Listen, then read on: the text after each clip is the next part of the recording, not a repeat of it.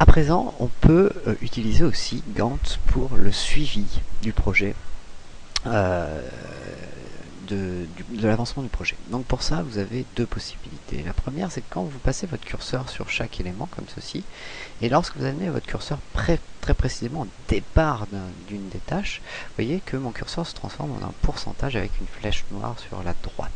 Si je clique sur cette flèche noire, en effet, je vais pouvoir indiquer ici à combien de pourcents j'ai réalisé ma tâche. Donc quand je clique, je vais avoir un petit élément descriptif comme ça qui me dit à combien de pourcents je peux lui indiquer que j'ai terminé ma tâche. Ça se fait bien entendu en fonction du calendrier. Imaginons qu'on est dans l'avancement. Tac, voilà. On est parti le 31, on est arrivé le 13, on peut dire qu'on est à 92% de cette tâche. Voilà. L'idée, bien entendu, est ici d'indiquer donc pour toutes les tâches si on a réalisé les éléments ou pas. C'est là où on va voir là où on est en retard sur certaines choses ou pas. Ça, c'est très pratique.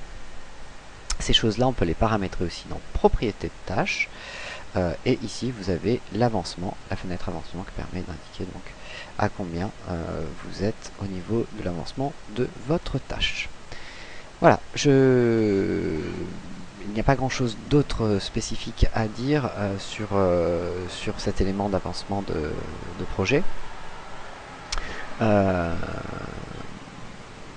Puisque la plupart du temps, on se contente vraiment d'utiliser juste le diagramme de Gantt pour la planification du projet, mais après on ne l'utilise pas spécifiquement pour le suivi de projet.